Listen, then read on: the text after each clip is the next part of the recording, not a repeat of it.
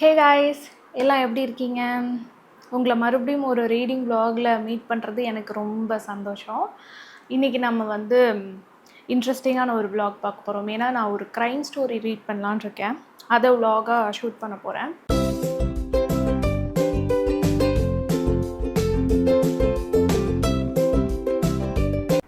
கடல்புறா படித்ததுக்கப்புறமா அந்த ஒரு விரக்தியில் எனக்கு கண்டிப்பாக ஒரு ஃபாஸ்ட் ரீட் இப்போ தேவைப்படுது அப்படின்னு சொல்லி க்ரைம் ஸ்டோரி படிக்கலாம் அப்படின்னு முடிவு பண்ணியிருக்கேன். க்ரைம் ஸ்டோரிகளின் ராணி அப்படின்னு சொல்லப்படுகின்ற அகத்தா கிறிஸ்டி அவர்களோட 2 புக் என்கிட்ட இருக்குது. ஸோ இது ரெண்டுத்தில் எதை ரீட் பண்ணலாம் அப்படின்னு இப்போ கன்ஃபியூஷனாக இருக்குது. ஸோ பின்னாடி இருக்கிற அந்த ஒரு கதை சுருக்கத்தை படித்து பார்க்கும்போது இதை நான் கவர் கூட பிரிக்கலை. இதை ஆக்சுவலாக கவரை பிரித்து படிக்கலாம்னு எடுத்துட்டேன். எடுத்த சமயத்தில் தான் இதை அப்படியே ட்ராப் பண்ணிட்டு கடல்புறாவை ரீட் பண்ணேன். ஏன் அப்படின்னு எனக்கு தெரியல. But it's okay. இப்போது வந்து நம்ம இது படிக்கலாமா, இதை தான் நான் ஓப்பன் பண்ணி வச்சுருக்கேன், படிக்கலாம் அப்படின்னு சொல்லிட்டு எடுத்தேன். ஸோ இதை ரீட் பண்ணலாம் அப்படின்னு நினைக்கிறேன். ஓரியன்ட் எக்ஸ்பிரஸ் படித்தேன் லாஸ்ட்டாக, அகத்தா கிறிஸ்டியோடது. அதுவும் வந்து ஒரு ட்ரெயினில் கொலை நடக்கிற மாதிரி. இது வந்து ஒரு விமானத்தில் கொலை, செத்து போயிடுறார் ஒருத்தர். விமானத்தில் ஏறி பறக்கும்போது 30 பேருக்கும் கம்மியாக அதில் இருந்திருக்காங்க பேசஞ்சர்ஸ். ஆனால் விமானம் தரையிறங்கும் போது அதில் ஒருத்தர் இறந்து போயிருக்காரு. சும்மா இப்போ ட்ரெயின்னா கூட யாராவது டக்குன்னு பாதி ஸ்டேஷனில் உள்ளே வந்துட்டு கொலை பண்ணிட்டு தப்பிச்சிடலான்னு சொல்லலாம். பட் விமானத்தில் வந்து எப்படி அப்படின்னு சொல்லி தான் இந்த ஒரு கதை இன்ட்ரெஸ்டிங்காக இருக்குல்ல. ஸோ இதையே படிக்கலாம்னு நினைக்கிறேன். அந்த ஓரியன்ட் எக்ஸ்பிரஸில் வந்து உள்ளே இருக்கிற எழுத்துக்கள் ரொம்ப குட்டியாக இல்லை. பட் இதில் வந்து ரொம்ப ரொம்ப ரொம்ப பொடி பொடியாக இருக்குது. அதுதான் கொஞ்சம் வருத்தமாக இருக்குது. இதுவும் இந்த மாதிரி கவர் பண்ணியிருந்தது தெரியுதா? கவர் ஃபுல்லாக சூப்பராக பேக் பண்ணியிருக்காங்க. இந்த புக்கோட ரேட் என்ன தெரியுமா? 400. அகத்தா கிறிஸ்டியோட புக்ஸ் வந்து இங்கிலீஷில் இதை விட ரேட் கம்மியாக தான் இருக்கும்னு நினைக்கிறேன். இதே மாதிரி இது கவர் பண்ணியிருந்தது. நான் அதனால் ஓப்பன் பண்ணி பார்க்க முடியாது. கடையில் நின்றுட்டு எழுத்து எப்படி இருக்குது, இதுக்குள்ளே சின்னதாக இருக்கா பெருசாக இருக்கா அப்படிலாம் பார்க்க முடியாததுனால நான் வாங்கி விட்டேன். பட் இட்ஸ் ஓகே, நம்ம படிக்கலாம். சரி, நான் அதை ஸ்டார்ட் பண்ணட்டுமா? இது வந்து ஒரு சேலஞ்ச் கிடையாது. இந்த புக்கை நான் எடுத்தேன், இன்றைக்கே இதை நான் முடிச்சேன் அப்படிலாம் கிடையாது. இதை நான் இப்போ எடுக்கிறேன். இதை நான் எப்போ முடிப்பேன்னு எனக்கே தெரியாது.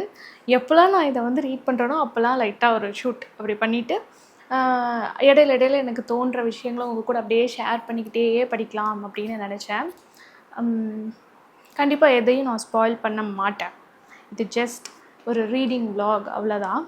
ஃப்யூச்சரில் நான் ரிவ்யூ பண்ணுவேனான்னு தெரியல. ஏன்னா க்ரைம் ஸ்டோரிஸை பொறுத்த வரைக்கும் ரிவ்யூனா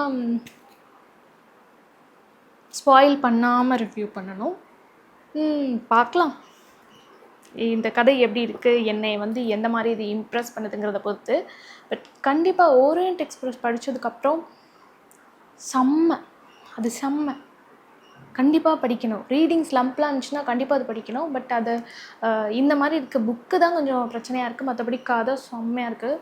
புக்கு வந்து அந்த சின்ன சின்ன எழுத்தாக இருக்குது, கொஞ்சம் அன்கம்ஃபர்டபுளாக இருக்குது படிக்கும்போது. அதெல்லாம் இருக்க தான் செய்யுது.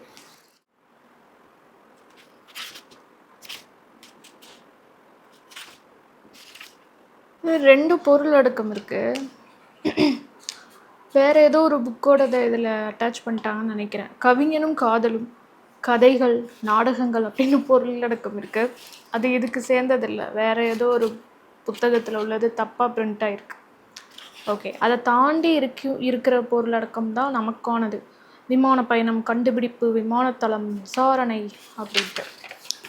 ஓகே, மொழிபெயர்ப்பாசிரியரின் உரை.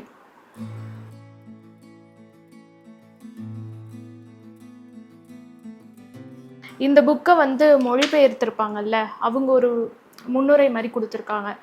அதில் ஒரு பேராகிராஃப் நான் படிக்கிறேன். விமானத்தில் ஏறுவோம், இப்போதே சொல்லிவிடுகிறேன், நம் கண் முன்னாலேயே ஒரு கொலை நடக்கப் போகிறது. பார்ப்போம், உங்களில் யாராவது அதை கண்டுபிடித்து விடுகிறீர்களா என்று. வெயிட்டிங்லே வெறியாகுதுங்கிற மாதிரி. நான் இன்னும் ஸ்டார்ட்டே பண்ணல, அதுக்குள்ளே ஏன் அப்படி உஸ்பேத்துறீங்க? கொரட்டூர் ஸ்ரீனிவாஸ் இவர் தான் அகத்தா கிறிஸ்டி அவர்களோட எல்லா புத்தகங்களையும் தமிழில் மொழிபெயர்த்திருக்காருன்னு நினைக்கிறேன். வேறு எதுலேயுமே, வேறு எந்த பதிப்பகத்துலேயோ எங்கேயுமே நான் அகத்தா கிறிஸ்டி அவர்களோட தமிழ் மொழிபெயர்ப்பு நான் பார்க்கவே இல்லை. கண்ணதாசன் பதிப்பகத்தில் மட்டும்தான் கிடைக்கிது. ஸோ இவர் தான் அதை மொழிபெயர்த்திருக்காருன்னு நினைக்கிறேன். கொஞ்சம் இன்னும் நல்லா ஒரு பெட்டராக பெரிய புக்காக கொஞ்சம் எழுத்தெல்லாம் பெருசு பண்ணி அப்படி கொடுத்தா ரொம்ப நல்லாயிருக்கும். இது கிடைச்சதே பெரிய விஷயம்.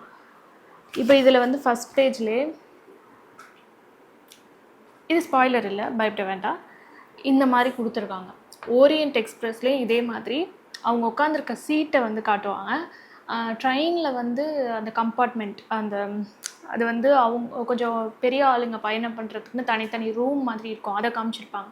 ஸோ இதில் அதே மாதிரி ஒவ்வொரு சீட்டெலாம் காமிச்சிருக்காங்க.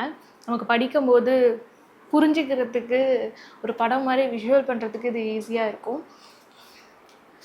அப்படின்னாலும் நம்மளால் கண்டுபிடிக்க முடியாது யார் இதெல்லாம் பண்ணியிருக்காங்க, யார் கொலை பண்ணியிருக்காங்க. Orient Express. சரி, நான் இப்போ படிக்க போகிறேன். வழக்கமாக இப்படிலாம் உட்காந்து நான் படிக்க மாட்டேன். பட் நவ் டீசன்சி மெயின்டைன் பண்ண வேண்டியதாக இருக்குது.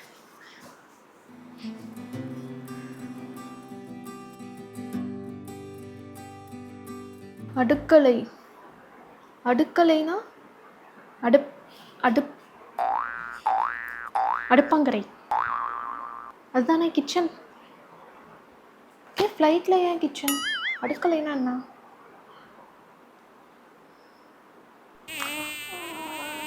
பேண்ட்ரி.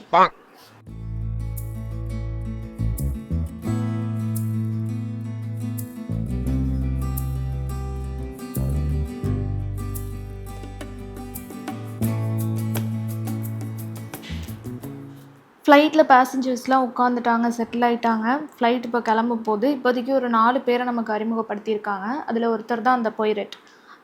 அதுக்கப்புறம் ஜானே அப்படிங்கிறவர் தான் ஃபஸ்ட்டு நமக்கு இன்ட்ரோ ஆகிற ஒரு கதாபாத்திரம். இதில் அவர் கொஞ்சம் இம்பார்ட்டன்ட்னு நினைக்கிறேன். கொஞ்சம் இப்போதைக்கு கொஞ்சம் கன்ஃபியூஷனாக தான் இருக்குது. ஏன்னா கொஞ்சம் கதைக்குள்ளே போகிற வரைக்கும் அப்படி தான் இருக்கும். அவங்க எங்கே உட்காந்துருக்காங்க, அந்த இடத்த பற்றி நான் ஒரு பிக்சர் காமிச்சேன் இல்லையா, அதை பற்றி அவங்க சொல்லும்போது கொஞ்சம் கன்ஃபியூஷனாக இருக்குது. போக போக சரியாயிடும். எதிர்பாரா நொடியொன்றில் கடகடவென உலுக்கி கொண்டு சூறையாய் ஓடிய விமானம் ஒரு நிலையில் வெடுக்கென்று விண்ணோக்கி எழ வயிற்றுக்குள் பட்டாம்பூச்சிகள் படபடத்தன. ஜன்னல் வழியே விடை பெற்று கொண்டிருந்தது பாரிஸ். நல்லா இருக்குல்ல, நல்லாவே மொழிபெயர்த்திருக்காங்க. நிகழ்வினை தனக்குத்தானே பற்கள் தெரிய சிரித்து ரசித்து கொண்ட ஜானே, நாங்களும் தான் நான் தான்.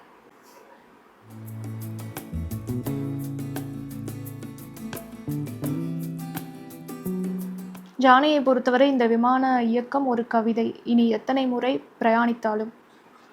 அவர் லைக் பண்ணுறாருப்பா, அவரை ரசிக்கிறாரு. அதெல்லாம் இந்த விமானம் 2 பகுதியாக பிரிக்கப்பட்டிருக்கு. முதல் பகுதியில் 10 பேரும், அதை தாண்டி ஒரு ஸ்பேஸு, அது வந்து அடுக்கலைன்னு சொல்கிறாங்க. அதுக்கு பின்னாடி மற்ற பயணிகள் 11 பேர் இருக்காங்க.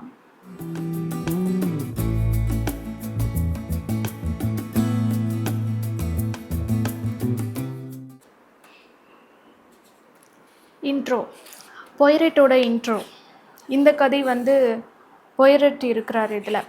அவரோட ஃபுல் நேம் வந்து ஹெர்குல் பொய்ரட் அப்படின்னு தமிழில் எழுதியிருக்காங்க. இங்கிலீஷ்லேயும் அதுதான். பேர் என்ன வேறையாக இருக்க போதும். ஹெர்குல் பொய்ரட்.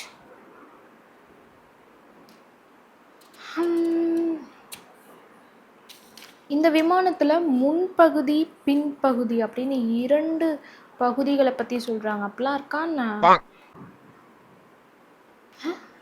எனக்கு புரியலை. முன்ன பின்ன விமானத்தில் போயிருந்தா தெரியும். விமானம் முன்னும் பின்னுமாய் 2 பகுதிகளை கொண்டிருந்தது. போக போக புரிஞ்சிடும்.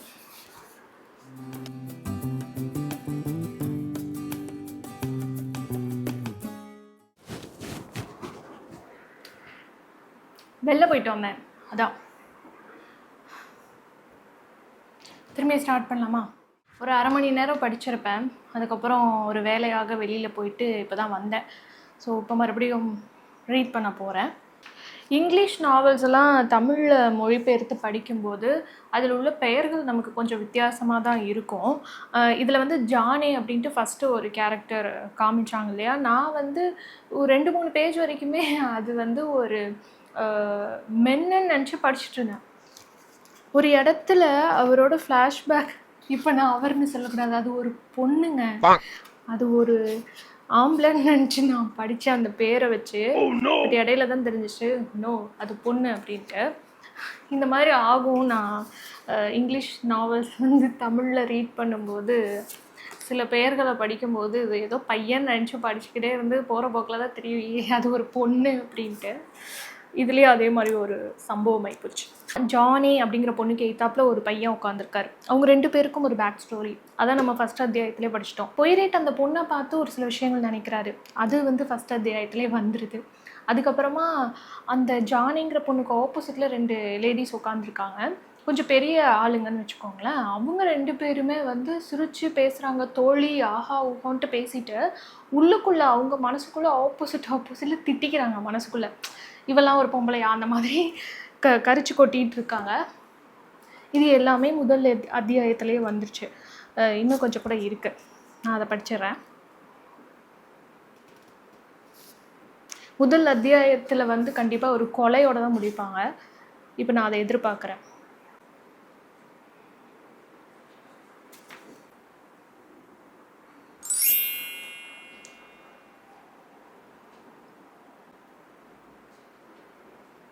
ரோஸ் மில்க் நான் தான் போட்டேன், இனிப்பே இல்லை.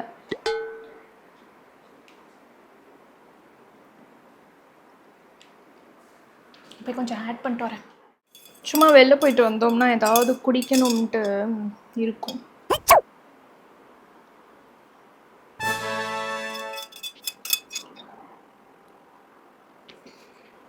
அதில் கொஞ்சம் பாதாம் பிசின், கொஞ்சம் சப்ஜா சீட் எல்லாம் போட்டிருக்கேன்.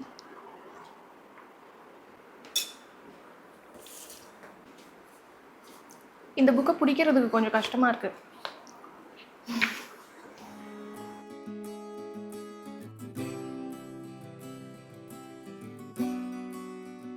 இதில் உள்ள கேரக்டர்ஸ் ஒவ்வொருத்தரும் ஒவ்வொரு அந்த கேரக்டர் அவங்க அமைச்சிருக்கிறதே நல்லா இருக்கு. இதில் ஒருத்தர் வர்றாரு, துப்பறியும் நாவல்களை எழுதுகிற ஒரு எழுத்தாளர் கிளென்சி. இப்போ இவர் நான் பையனா பொண்ணான்னு எப்படி கெஸ் பண்ணுறது? ஏன்னா தமிழில் எழுதும்போது இங்கிலீஷில் ஷீ அப்படின்ட்டு மென்ஷன் பண்ணுவாங்க. தமிழில் கொஞ்சம் மரியாதை நிமித்தமாக சொல்லும்போது வந்தார் போனார் அப்படின்னு சொல்லிடுறாங்க பொதுவாக. ஸோ அப்படி தான் நான் ஜேனை வந்து ஜானேவை வந்து ஒரு பையன் நினச்சிட்டேன். வந்தார் அமர்ந்தார் அப்படி சொல்லும்போது.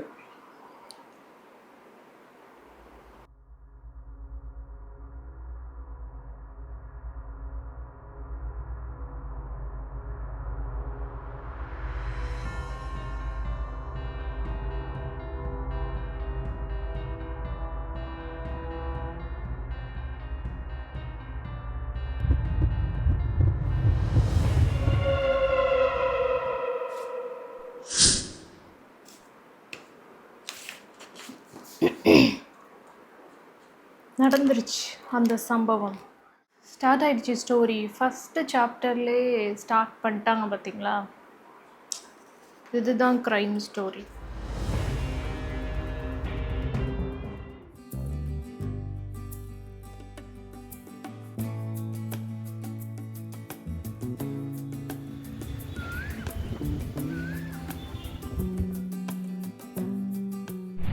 மணி இப்போது 7:45. நான் அத்தியாயம் 3ல் இருக்கேன். 36வது பக்கம் 37வது பக்கத்தில் இருக்கேன். சூடு பிடிச்சிருச்சு கதை. இனிமே நிற்காது.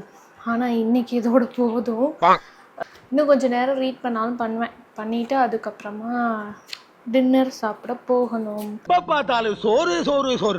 இப்போ வரைக்கும் நான் படித்ததுலேருந்து ஒரு சில விஷயங்களை சொல்லணும்னா, ஃப்ளைட்டில் வந்து மொத்தமாக 21 பேர்கிட்ட ட்ராவல் பண்ணுறாங்க. ஃப்ளைட் 2 பாகமாக இருக்குது. இடையில வந்து ஒரு தடுப்பு மாதிரி ஒரு அடுக்கலைனா கிச்சன் இருக்குது இடையில. ஒரு பக்கம் 10 பேர், ஒரு பக்கம் 11 பேர். நம்ம கதை நடக்கிறது 11 பேர் இருக்கிற பக்கம். அது வந்து ஃப்ளைட்டோட பின்புறம். ஸோ அங்கே வந்துட்டு அந்த இமேஜ் ஒன்று காமிச்சேன் இல்லையா, அதில் அவங்க உட்காந்துருக்கிற இடம் இருக்குது. ஸோ கதை படிக்கும்போது நம்ம அதை பார்த்துக்கிட்டே படிக்கிற மாதிரி தான் இருக்கும். ஸோ ஃபஸ்ட்டு அத்தியாயத்தில் படிக்கும்போதே கொலை நடந்துருச்சு. அப்போ வந்து ஒரு சில சின்ன சின்ன ஹிண்ட் மாதிரி அதில் இருந்தது. அது எல்லாத்தையுமே நம்ம நோட் பண்ணணுமா இருக்கும். க்ரைம் ஸ்டோரிஸ் படிக்கிற வரைக்கும் கதை பூராவும் எல்லார் மேலேயும் சந்தேகம் வரும். எல்லா விஷயங்களும் இம்பார்ட்டண்ட் மாதிரி தெரியும். சின்னதாக ஏதாவது சொன்னால் கூட இதில் ஏதாவது இருக்குமோ, இதனால காரணமாக இருக்குமோ அப்படின்ட்டு நம்ம மைண்டை போட்டு அப்படி ஃபாஸ்ட்டாக ஒர்க் பண்ண வைப்போம். அதே போல் இதுலேயும் இப்போது நிறைய விஷயம் இருக்குது. ஒரு சிலர் எழுந்து நடந்து போகிறதும், ஒரு சில கையில் வச்சுருக்கிற பொருட்கள், அவங்க நடந்துக்கிறது, எல்லாமே எல்லார் மேலேயும் டவுட் வர மாதிரி ஒரு இன்சிடெண்ட்டாக அவங்க இன்செர்ட் பண்ணிக்கிட்டே வராங்க. ஸோ இவராக இருக்குமோ, ஒருவேளை இவராக இருக்குமோ, இதனாலையா இருக்குமோ அப்படின்னு நான் படிச்சுட்ருக்கேன். கண்டிப்பாக நம்ம யோசித்ததுக்கு ஆப்போசிட்டாக நம்ம யோசிச்சிருக்கவே மாட்டோம். அந்த மாதிரி ஏதாவது கூட வரலாம், சொல்ல முடியாது, பார்க்கலாம். இவங்களோட கதையில் வர பொய்ரட்டுங்கிற கதாபாத்திரம் எனக்கு அவ்வளோ பிடிச்சிருக்கு. அவர் ரொம்ப ஃபேமஸ் கேரக்டர். ஒரு கதையில் வர கதாபாத்திரம் வந்து இந்த அளவுக்கு ஃபேமஸாக இருக்கிறதுக்கு ரீசன் ஒவ்வொரு தடவை படிக்கும்போதும் அந்த கேரக்டரை எந்த அளவுக்கு அவங்க செதுக்கியிருக்காங்கன்ட்டு செம்மையாக இருக்குது தெரியுமா. ஓரியன்ட் எக்ஸ்பிரஸ் நான் படித்து முடிச்சுட்டு படம் பார்த்தேன். நம்ம புக் படிக்கும்போது எந்த அளவுக்கு அவரை நம்ம வந்து நினச்சிருப்போம், ஒரு கெத்தாக இருப்பார் அவர். அதே சமயம் கொஞ்சம் காமெடியான ஒரு இதுவும் தான் இருக்கும் அவர்கிட்ட பேச்சு. இதெல்லாமே அது கொஞ்சம் டிஃப்ரெண்ட்டாக பேசுவார். ஒரு படத்தில் வந்து அதை காமிச்சிருப்பாங்க. அது எல்லாமே ரொம்ப பிடிச்சி போச்சு அந்த கேரக்டரை. எஸ், இதுலேயும் அவர் வந்து அந்த ஒரு கெத்தாக அந்த கேஸ்க்குள்ளே வர்றது, அந்த சீன் செமையாக இருந்துச்சு. அதாவது அந்த டேர்னிங் பாயிண்ட், ஒரு கொலை நடந்துருச்சு, அவர் வந்து அதுக்குள்ளே வரார்ல அந்த சீனுக்குள்ளே. சரி, மீதி கதைகளை நம்ம நாளைக்கு பேசுவோம். அதனால் இப்போது நான் வந்து கிளம்புறேன். நாளைக்கு மீட் பண்ணலாம். இவர் இந்த மொழிபெயர்ப்பா சரி, ஏன் அப்படி தப்பாக சொல்லணும். இங்கிலீஷில் வந்து ஹெர்கோல் ப்ரோய்ட்